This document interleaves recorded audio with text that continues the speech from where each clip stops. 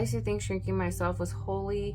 Turns out it was just fear and ego, not truth and humility. Humility is not just about being meek or shy, or in my case, refusing people's compliments because this old thing, or I could have done better during the presentation, or it was nothing. You've probably done it too. Well, let me tell you that is false humility.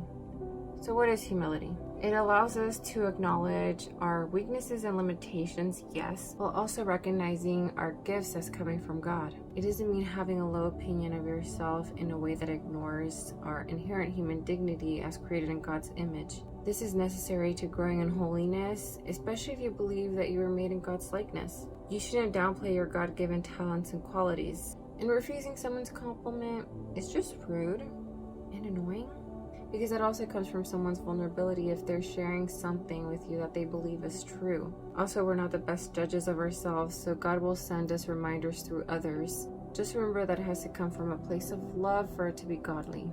False humility is prideful.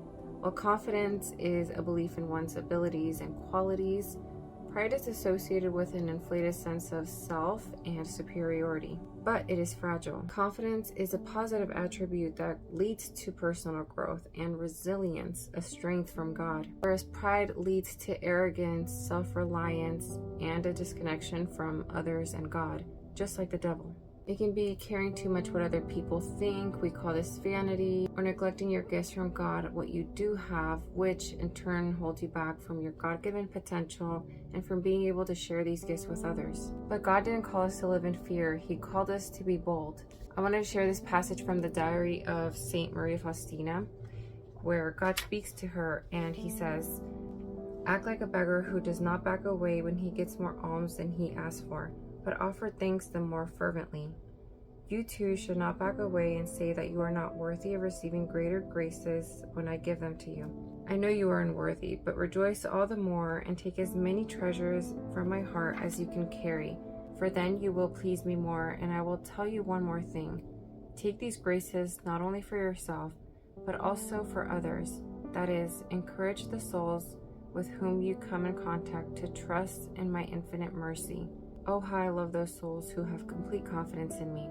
I will do everything for them." Confidence takes time to build, especially when you've been in the habit of just being insecure.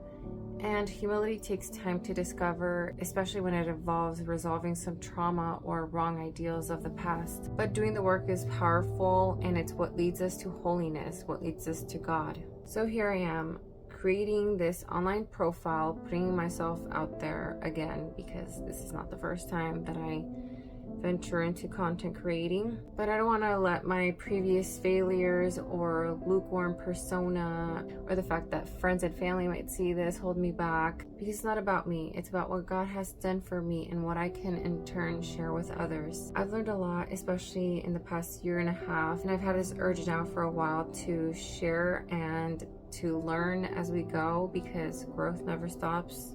And there's certainly also a lot of rubbish content out there, so I wanted to bring light into topics that I believe are important and necessary even in a culture that is starving for meaning and purpose. What I share won't sit well with everyone, especially from a Catholic approach, but like I said, it's not about me. It's about sharing the truth and remembering that they hated him first. So if prideful humans stuck in their ways could hate the most perfect human being ever, what hope do we have?